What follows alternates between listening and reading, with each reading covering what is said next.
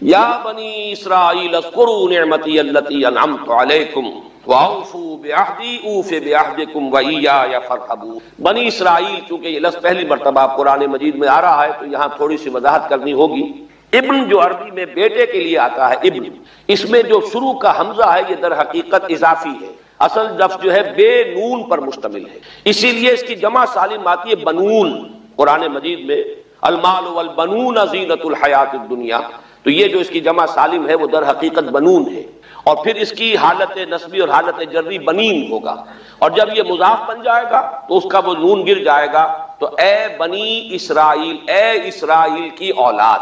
لفظی ترجمہ ہوگا اے اسرائیل کے بیٹوں،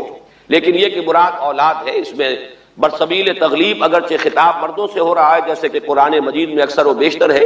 لیکن یہ کہ اس میں خواتین بھی شامل ہیں۔ تو یا بنی اسرائیل، اے اسرائیل کے بیٹوں۔ اسرائیل سے مراد کیا ہے؟ اس پر اتفاق ہے، اجماع ہے، حضرت یعقوب کا یہ لقب ہے۔ البتہ یہ لفظ بنا ہے اسر اور ایل دو سے مل کر۔ ایل کا لفظ جو ہے وہ عبرانی زبان میں الہ کے لیے ہے، الہ اور ایل ویسے بھی قریب قریب ہیں، اسی لیے تمام فرشتوں کے نام جبرائیل، میکائیل، اسرائیل، یہ تمام الفاظ کے ساتھ جو ایل آتا ہے یہ در حق اسماعیل بھی سما اور ایل، چونکہ حضرت ابراہیم علیہ السلام نے دعا کی تھی پروردگار بیٹا عطا فرما، اس اعتبار سے جب اللہ تعالیٰ نے بیٹا عطا فرمایا تو اسماعیل نام رکھا، یعنی اللہ نے سن لیا۔ جیسے ہمارے ہاں دیہات میں یہ خاص طور پر جانگلی علاقہ جو کہلاتا ہے، اللہ ڈوایا،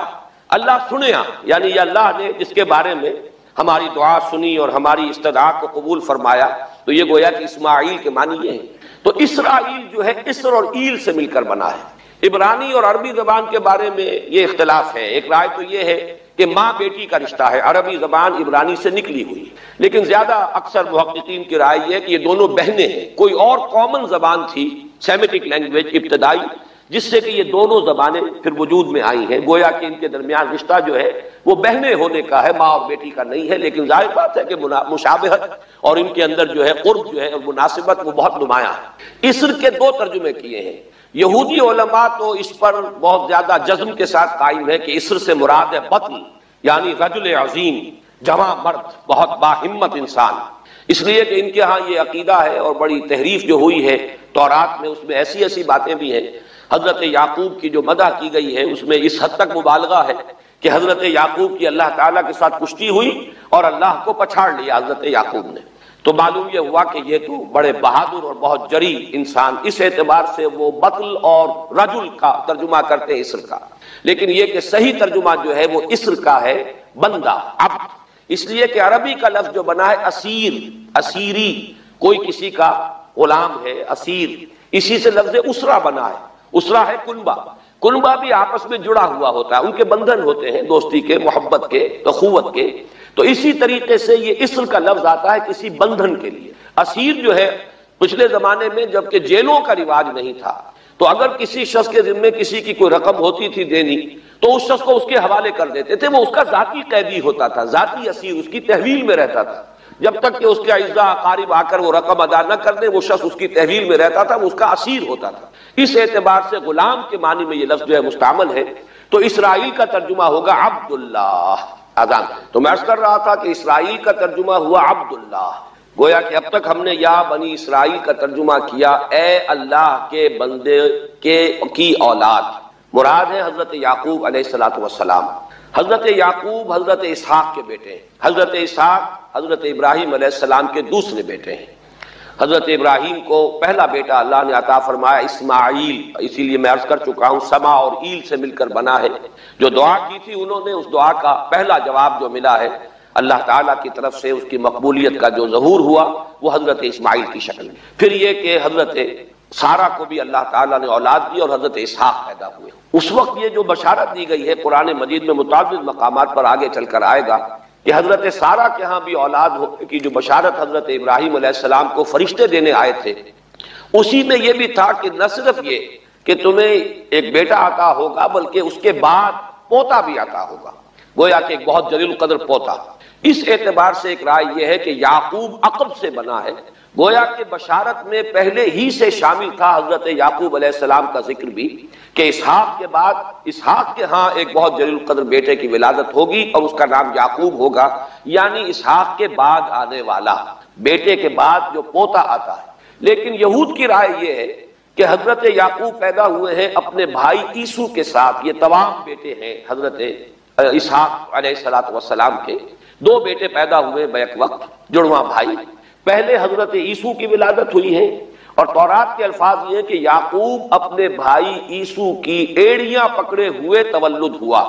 تو چونکہ حضرت عیسو کے بعد حضرت یعقوب کی ولادت ہوئی ہے تو گویا کہ اس وجہ سے ان کا نام حضرت اسحاق نے یعقوب رکھ دیا، عقب میں آنے والا، بعد میں آنے والا۔ بہرحال حضرت یعقوب علیہ السلام کے پھر 12 بیٹے ہیں جن کی تفصیل پوری موجود ہے، یہ تاریخ جو ہے بڑی ریکارڈڈ ہے، اس لیے کہ بنی اسرائیل کی یہ تاریخ جو ہے books of the old testament میں اس کی پوری تفصیل موجود ہے۔ 4 بیویاں تھی حضرت یعقوب علیہ السلام کی، جن سے 12 بیٹے ہوئے، 3 بیویوں سے 10 بیٹے تھے، اور سب سے چھوٹی بیوی سے 2 بیٹے تھے، حضرت یوسف اور بنیامین، اور ان دونوں سے حضرت یعقوب علیہ السلام کو بڑی محبت تھی۔ حضرت یوسف سے چونکہ یہ تاریخ شروع ہوتی ہے اس اعتبار سے کہ انہیں ان کے بھائیوں نے کنویں میں ڈالا، پھر اللہ تعالیٰ نے وہاں سے ان کے نکلنے کا سامان کیا، پھر مصر پہنچایا، پھر مختلف مراحل سے گزار کر انہیں وہاں ایک بہت اونچی پوزیشن تک پہنچایا، تو حضرت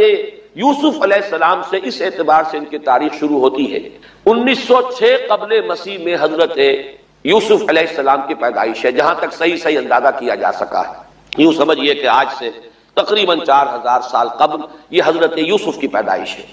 اور حضرت یوسف پڑ پوتے ہیں حضرت ابراہیم کے۔ ان میں اگر آپ 200-250 سال کا اور اضافہ کریں تو آج سے کوئی 4,2500 سال قبل کی شخصیت بنتے ہیں حضرت ابراہیم علیہ السلام۔ حضرت یوسف کے زمانے میں پھر جیسے کہ وہ تفصیل سورہ یوسف میں آئے گی، یہ پورا خاندان آ کر کنعان میں تھے، لیکن وہاں سے آ کر مصر میں آباد ہو گئے۔ مصر میں ان کا بڑا اعزاز ہوا، اکرام ہوا۔ اس کے خاص حالات تھے کہ مصر میں اس وقت جو بادشاہت تھی وہ اصل مصر کے لوگوں کی نہیں تھی، بلکہ یہ بھی سیمیٹک لوگ تھے جو جا کر جنہوں نے عراق وغیرہ کے علاقے سے ہی جا کر انہوں نے فتح کیا تھا مصر کو، لہذا انہیں فرعون نہیں کہا گیا قرآن مجید میں، وہ فرعونہ کا خاندان نہیں ہے، بلکہ وہ تاریخ میں ہکسوس کنگز کہلاتے ہیں۔ تاریخ مصر میں وہ 15واں خاندان کہلاتا ہے وہاں کے بادشاہوں کا، 15th ڈائنیسٹی، اور یہ چونکہ لوکل نہیں تھا اس لیے ان کو فرعون نہیں کہا جائے گا، بلکہ یہ ہکسوس کنگز چرواہے بادشاہ تھے کہ جو عرب کے ان علاقوں سے آئے تھے جزیرہ نما سے، اور وہاں سے وہ چرواہے تھے، ان کا تو پیشہ ظاہر بات ہے صحرا میں کیا ہوتا ہے، بھیڑیں بکریاں پالنا، لیکن انہوں نے آ کر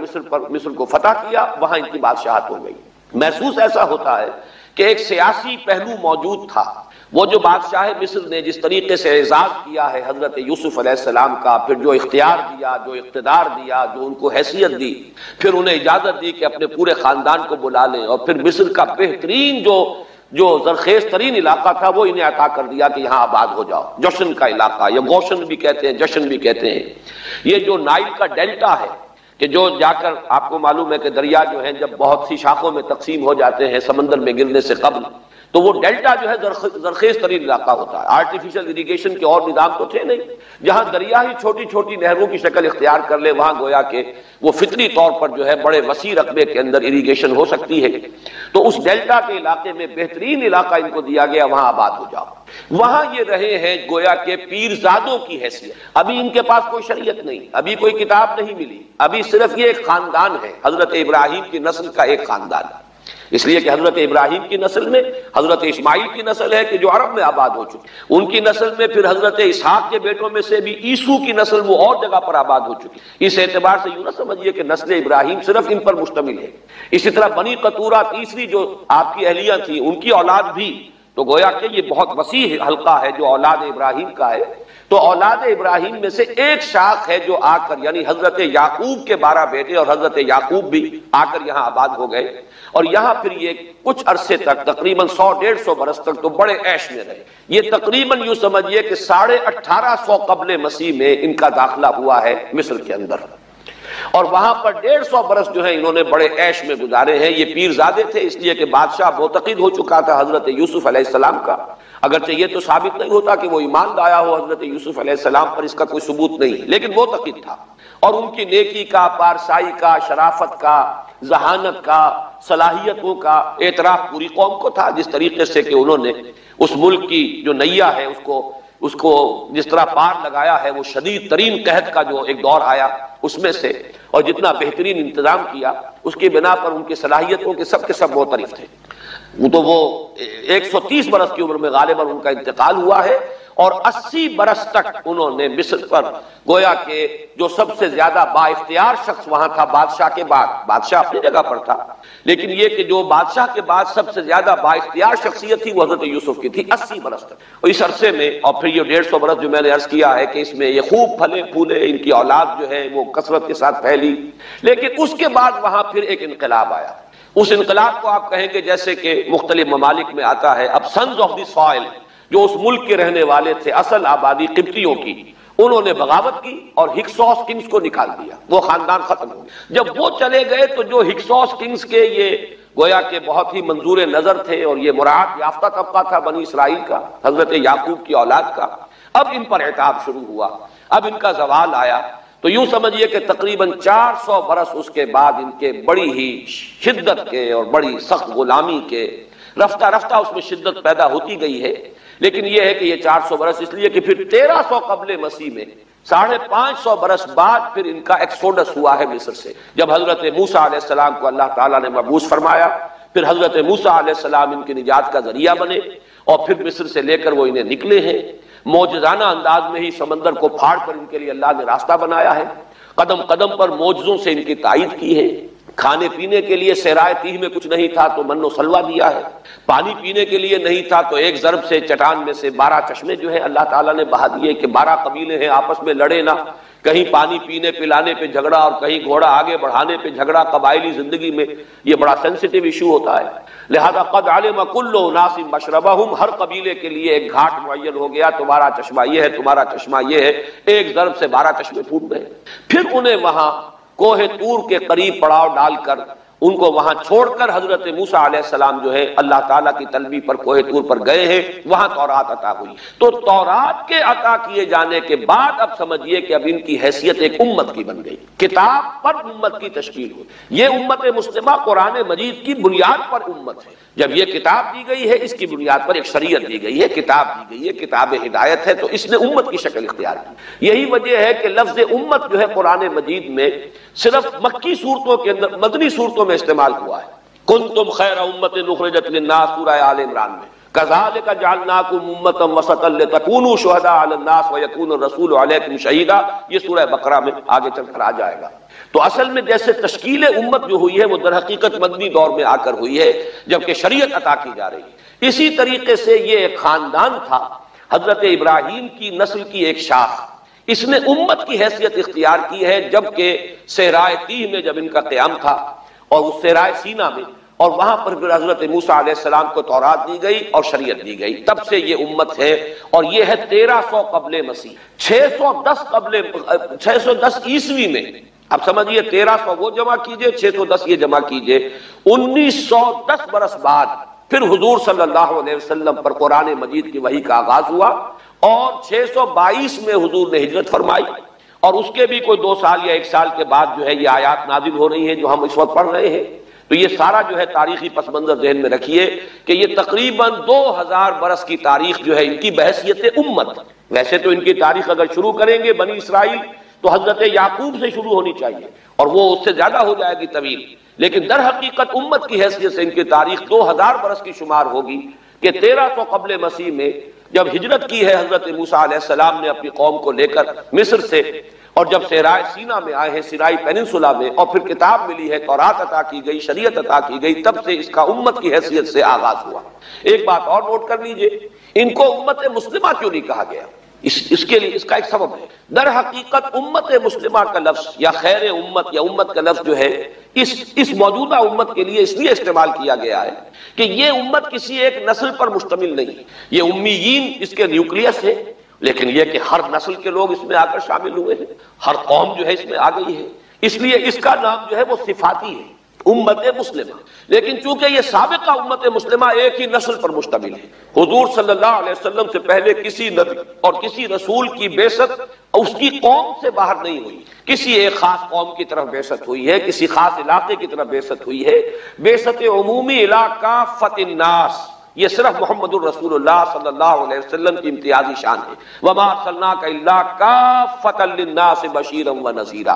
اس اعتبار سے ان کا جو ہے اس میں علم گویا کہ بنی اسرائیل ہی ہے کہ جو برقرار رہا ہے، اے اسرائیل کی اولاد۔ اگرچہ میں اس موضوع پہ تقریر کر چکا ہوں، لیکن آج پھر اس گفتگو کے حوالے سے بات چیزیں تازہ کرتا ہوں۔ اس وقت عالمی سطح پر یہودی جمع عیسائی بریکٹ میں کر لیجیے، اور امریکہ جمع یورپ یہ بریکٹ میں کر لیجیے۔ ان کا اندر معاملہ کیا ہے؟ اصل جو ہے اس میں پیچھے مائنڈ ہے، ماسٹر مائنڈ، سازشی ذہن، وہ یہود کا ہے۔ باقی عیسائی آلہ کار بن گئے ہیں۔ جو 100% آلہ کار ہے یہود کا وہ پروٹیسٹنٹس ہیں۔ پروٹیسٹنٹزم یہود ہی نے پیدا کرایا تھا، یہود ہی نے یورپ کے اندر سود کا رواج شروع کروایا، ورنہ سود حرام تھا وہاں پر بھی، یوزری بھی اور کمرشل انٹرسٹ بھی، دونوں حرام تھے، یہ یہودیوں نے کروایا۔ اور پھر پہلا بینک بنوایا ہے انگلستان کے اندر، بینک آف انگلینڈ۔ اور جو پوپ کے خلاف بغاوت کرائی تو پہلی بغاوت ہوئی انگلستان کے اندر، جو چرچ آف انگلینڈ علیحدہ ہو گیا پوپ سے، اور اسی کو یہودیوں نے قرار دیا یہ ہمارا ماڈرن اسرائیل ہے، یہ اسرائیل ہمیں دیا ہے گاڈ نے، یہ جو ہے برطانیہ۔ اس کے کچھ عرصے کے بعد یہی جو ہے ایکسوڈس ہوا ہے اور وہ امریکہ میں جا کے آباد ہوئے، لہذا امریکہ کو بھی جیوز نے کہا ہے دس از اندر اسرائیل، یہ ہمارے اصل اسرائیل، ماڈرن اسرائیل یہ ہے۔ اس لیے کہ جو انہیں وہاں پر اقتدار حاصل ہوا ہے، جو قوت حاصل ہوئی ہے، جس قدر دولت انہوں نے وہاں جمع کی ہے، وہاں کے جس طریقے سے جکڑ لیا ہے حکومتوں کو، فرنگ کی رگے جہاں پنجے یہود میں ہے۔ ٹھیک 100 سال پہلے علامہ اقبال یہ مشاہدہ کر کے آ گئے تھے یورپ میں، اور کون دیکھنے والا تھا کہ وہاں کیا ہو رہا ہے، بیہائنڈ دی سین کیا ہے، سامنے کیا ہے، پردے کے پیچھے کیا ہے۔ فرنگ کی رگے جہاں پنجے یہود میں، اس وقت فرنگ کا امام تھا برطانیہ، یہ وہ سلطنت تھی جس پر سورج کبھی غروب نہیں ہوتا تھا۔ آج وہ فرنگ کا امام امریکہ، افغان، یہ برطانیہ تو اب وہ جو ایک نظم ہے کہ بچپن میں پڑھی تھی، London bridge is going down going down going down, اس کی مثال ہے۔ برطانیہ کی کوئی حیثیت ہی نہیں ہے، ورلڈ پاور کی حیثیت نہیں ہے، وہ تو چھوٹا بھائی اس نے بنا رکھا امریکہ نے اپنا، تو اس حیثیت سے جو ہے اس کی کوئی حیثیت ہے، ورنہ کوئی اور حیثیت نہیں ہے۔ بہرحال ان دونوں میں یہ ہے کہ پیچھے ماسٹر مائنڈ، سازشی ذہن، پلاننگ، اسکیم ساری یہودی، اعلی کار امریکہ سب سے بڑھ کر، اس کے بعد برطانیہ، اور اس میں اصل پروٹیسٹنٹس، ان میں بیپٹسٹ، ان میں اس سے بھی آگے بڑھ کر ایونجلسٹ، جن کو کہتے ہیں بورن اگین کرسچنز، جن کو کہتے ہیں نیو کنزرویٹو کرسچنز، یہ تمام اصطلاحات آپ اخبارات میں پڑھتے ہوں گے، ان کو گروپ کرنا، یہ اصل اعلی کار۔ ان کو ایک نیا نام دیا گیا ہے کرسچین زائنسٹ۔ ایک یہودی زائنسٹ ہیں، سارے یہودی زائنسٹ نہیں ہیں، بہت سے یہودی ہیں جو یہ زائنسٹ کے مخالف ہیں۔ چنانچہ میری ہیوسٹن میں ملاقات ہوئی تھی ڈاکٹر وشو براڈ، بہت بڑا پروفیسر ایمیریٹس یہودی، لیکن یہ کہ اس نے کہا، بڑے اجتماع میں کہا، ہمارا اجلاس تھا وہاں پر، ہم نے یہ جو ہے بلایا تھا ایک یہودی، ایک عیسائی اور ایک مسلمان، تینوں جو ہیں وہ تقریریں کریں۔ انہوں نے کہا تھا کہ وی آر ناٹ سپورٹنگ اسرائیل۔ اس نے وہ عیسائی جو آیا ہوا تھا پروفیسر، اس نے کہا they are supporting Israel, we are not supporting Israel. اسی طرح میری جو ہوئی تھی round table conference, round table, اس میں ایک یہودی پروفیسر تھے، وہ ہسٹری کے پروفیسر، میں نام بھول رہا ہوں ان کا، انہوں نے کہا آئی ایم اینٹی زائنسٹ، میں زائنسٹ کے خلاف ہوں۔ تو زائنسٹ جو ہے اصل میں ایک سیکولر یہودیوں کی تحریک ہے، اور اس کے سب سے بڑے سپورٹرز کرسچین زائنسٹ وہ امریکہ میں بیٹھے ہوئے۔ تو یہ ہے صورتحال۔ یہ جان لیجئے کیتھولکس جو ہیں یہ اتنے پرو یہودی نہیں ہیں، اب رفتہ رفتہ وہ بھی اس کے اندر آ کر شامل ہو گئے۔ یورپ جو ہے زیادہ Catholics, Roman Catholics, Roman Catholics کا یہ بھی آپ نے جملہ پڑھ سنا ہوگا کہ یہ جو ترکی جو ہے ہمارا ملک، یہ جو کوشش کرتا رہتا ہے گھسنے کی یورپین یونین کے اندر، تو ایک دفعہ جان شراق نے کہا تھا، بڑا پیارا جملہ تھا، Why doesn't Turkey understand that we are a Christian club؟ یہ ہماری جو یونین ہے یورپین، یہ تو کرسچین کلب ہے، وہ مسلمان ہے، وہ کس وجہ سے آنا چاہتا ہے بندہ، کیوں تو خود داخل ہونا چاہتا ہے؟ Why doesn't Turkey understand that we are a Christian club؟ لیکن یہ ہے رومن کیتھولکس، اور ان کا میں بعد میں آپ کو بتاؤں گا۔ یہی آپ کو معلوم ہے کہ یورپ نے عام طور پر اسرائیل کا اتنا ساتھ نہیں دیا جتنا جو امریکہ دیتا رہا ہے، اور کسی درجے میں ان کے دلوں میں سافٹ کارنر جو ہے عرب فلسطینیوں کے لیے بھی رہا ہے۔ یہ معاملہ ایران کے بارے میں بھی رہا ہے، جس قدر اسٹرانگ ایکشن امریکہ لینا چاہتا ہے، یہ جو ہے اس کے ساتھ نہیں ہے۔ تو یہ تھوڑا سا فرق ہے۔ وہ میں اس کا ایک بنیاد بعد میں بتا دوں گا آپ کو۔ بہرحال ان کا ایک جو ایجنڈا ہے وہ دو سمجھیے کہ دو اس کے نکات ہیں، دو رسیوں کے مانند یہ آپس میں بٹا ہوا ہے۔ پہلا، عالم اسلام کے مادی اور مالیاتی وسائل خصوصاً تیل پر قبضہ، یہ ان کا دنیاوی اعتبار سے، دولت کے اعتبار سے، وسائل کے اعتبار سے اس وقت کا ایجنڈا ہے۔ ویسے تو اس سے اوپر وہ چاہتے ہیں پوری دنیا پر، وہ تو بعد کی بات ہے کہ ابھی نہ وہ روس کو چھیڑ رہے ہیں نہ چین کو چھیڑ رہے ہیں۔ چین تو ان کا سب سے بڑا جو ہے بزنس پارٹنر ہے، سب سے بڑا، اور چین کو رفتہ رفتہ وہ اپنی لائن پر لا رہے ہیں۔ اب تو صرف یہ کہ وہ ایک پارٹی گورنمنٹ وہاں رہ گئی ہے جو کہ کمیونزم کے دور کی یادگار ہے، باقی ان کی جو اکانومی ہے وہ تو آ چکی ہے اسی رختے پر جو یورپ کی ہے، مغرب کی ہے۔ نمبر دو ایجنڈا کیا ہے؟ دنیا میں کہیں بھی اسلام کے بحیثیت ایک نظام زندگی ظاہر ہونے کا کوئی موقع نہیں دینا۔ We have to nip the evil in the bud at any cost۔ یہ ان کے ایجنڈے کا دوسرا بڑا ہے۔ یہ دو ہیں انٹرٹوائنڈ، جیسے آپ لڑیوں کو پٹ دے کر رسی بناتے ہیں، ایسے یہ دو لڑیے ہیں۔ اسلام کا پولیٹیکل سوشو اکنامک سسٹم کہیں نہ آ جائے، ہو نہ جائے آشکارا شر پیغمبر کہیں، یہ ابلیس نے کنکلوڈ کیا، وہ جو ابلیس کی مجلس شورا ہے، ہو نہ جائے آشکارا شر پیغمبر، کہیں ایسا نہ ہو کہ پیغمبر کی شریعت دنیا کے سامنے آ جائے، پیغمبر کا نظام آ جائے۔ الحذر، آئین پیغمبر سے 100 بار الحذر، حافظ ناموس زن، مرد آزما مرد آفری، یہ معاشرت کی نظام ہو گیا۔ موت کا پیغام ہر نوع غلامی کے لیے، نہ کوئی فخر و خاکہ نہ گدائے رہنسی، یہ سیاسی نظام آ گیا، اور کرتا ہے دولت کو ہر آلودگی سے پاک و صاف، منعموں کو مال و دولت کا بناتا ہے امین، تم دولت کے امین و مالک نہیں ہو۔ اور اس سے بڑھ کر اور کیا فکر و عمل کا انقلاب، بادشاہوں کی نہیں اللہ کی ہے یہ زمین، ان الارض للہ، یہ نظام کہیں نہ آ جائے، یہ ہے جس پہ کہ وہ خطرہ محسوس کر رہا تھا۔ اور اس کے بعد یہ کہتے ہیں یہ تو تھا عصر حاضر کے تقاضے، لیکن یہ کہ صورتحال کیا ہے؟ ہو نہ جائے آشکارا شرع پیغمبر کہیں، ہے یہی، یہ معاملہ اس طرح رکھو کہ خود مومن ہے محروم یقین، یہ غنیمت ہے کہ خود مومن ہے محروم یقین۔ ہمیں اگر کوئی سہارا ملتا ہے تو اس سے کہ مومنوں کو بھی، نام نہاد مسلمانوں کو بھی اپنے اس نظام پر یقین نہیں، وہ نماز پر یقین رکھتے ہیں، روزے پر رکھتے ہیں، زکوٰۃ کو بھی جو بھی اللہ تعالیٰ جس کو توفیق دیتا ہے، حج کرتے ہیں، عمرے کرتے ہیں، یہ ہے سب، لیکن یہ کہ یہ غنیمت ہے، چشم عالم سے رہے یہ پوشیدہ یہ آئین تو خوب۔ وہ ابلیس کہتا ہے کہ یہ آئین چشم عالم سے پوشیدہ رہنا چاہیے، یہ غنیمت ہے کہ خود مومن ہے محروم یقین۔ ہمارے لیے جو ہے اگر کوئی سانس لینے کی جگہ ہے وہ یہ ہے، حوصلہ افزائی اگر ہے تو اس میں ہے کہ خود مومن محروم یقین ہے، اس کے سامنے وہ راستہ ہے ہی نہیں۔ اب لیجیے یہودیوں کے ایجنڈے کو میں تجزیہ کر رہا ہوں۔ سب سے پہلے World Bank, IMF، globalisation, TRIPS, ان تمام ہتھ کنڈوں کے ذریعے عالمی مالیاتی استعمار جو بظاہر امریکہ کا ہوگا حقیقت اب یہود کا ہوگا۔ یہودیوں کے نزدیک پوری نوع انسانی حیوانوں کے مانند ہے، they are not human beings, they are goyim, they are gentiles، یہ انسانی شکل میں حیوان ہیں، اور جیسے حیوانوں کو ایکسپلائٹ کرنا، استعمال کرنا انسانوں کا حق ہے، گھوڑے کو آپ باندھتے رہے ہیں نا ٹانگے کے آگے، اور بیلوں سے آپ ہل جتواتے رہے ہیں، تو جیسے یہ حق ہے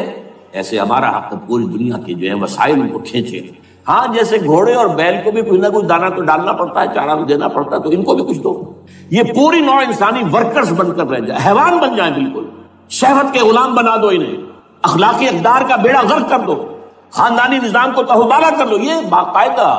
جو Protocols of the Elders of the Zion سب میں موجود ہے، لکھا ہوا، جو 1897 میں انہوں نے پاس کیا اپنا پروگرام، بیسل میں، سوئٹزرلینڈ کا ایک شہر ہے، Protocols of the Elders of the Zion.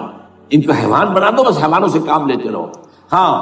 ان کی کمائی کا کچھ حصہ ان کے لیے چھوڑ دو، وہ بھی زندہ رہیں، وہ بھی آخر کام کیسے کریں گے،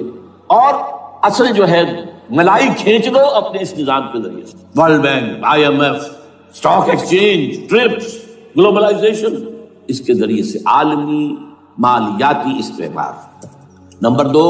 ایک ہے ان کا ایجنڈا، یہ تو عالمی ہے، دوسرا ایجنڈا کیا ہے؟ وہ لوکل ہے۔ وہ کیا ہے؟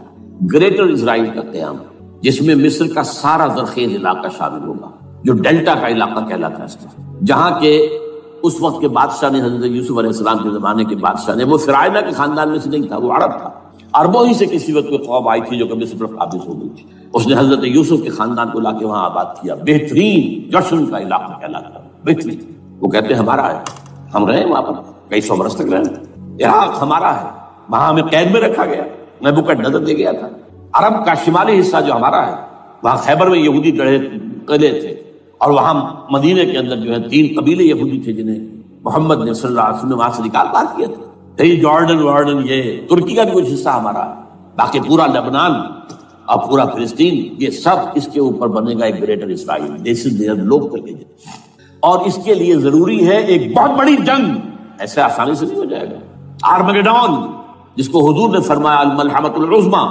الملحمۃ الکبریٰ، بہت بڑی جنگ جس کی خوفناکی اور تباہ ناکی کا اندازہ اس سے کیجئے۔ حضور فرماتے ہیں کہ اگر ایک باپ کے 100 بیٹے یا ایک دادا کے 100 پوتے ہوں گے تو ان میں سے 99 ختم ہو جائیں گے، ایک بچے گا۔ اور ایک جگہ فرماتے ہیں اتنی اموات ہوں گی، اتنی لاشیں ہوں گی کہ ایک نفاست پسند پرندہ جو ہے،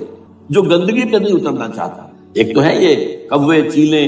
گدھ، وہ تو گندگی ہی کی تلاش میں ہے مردار کھانے کے لیے، وہ تو لاشوں کو نوچ رہے ہوں گے۔ وہ پرندہ جو ہے نفاست پسند پرندہ، وہ نہیں اتر سکے گا، اڑتا اڑتا چلا جائے گا، لیکن لاشوں کا سلسلہ ختم نہیں ہوگا، یہاں تک کہ تھک ہار کر لاشوں پر گر جائے گا۔ یہ دور نہیں ہے، اس لیے کہ اس پر متفق ہیں یہودی بھی اور عیسائی، پروٹسٹنٹس عیسائی اس کے اوپر پوری طرح متفق ہیں۔ آرمگیڈون جسے آپ 3rd ورلڈ وار کہہ لیں، الملحمۃ العظمیٰ کہہ لیں، الملحمۃ الکبریٰ کہہ لیں،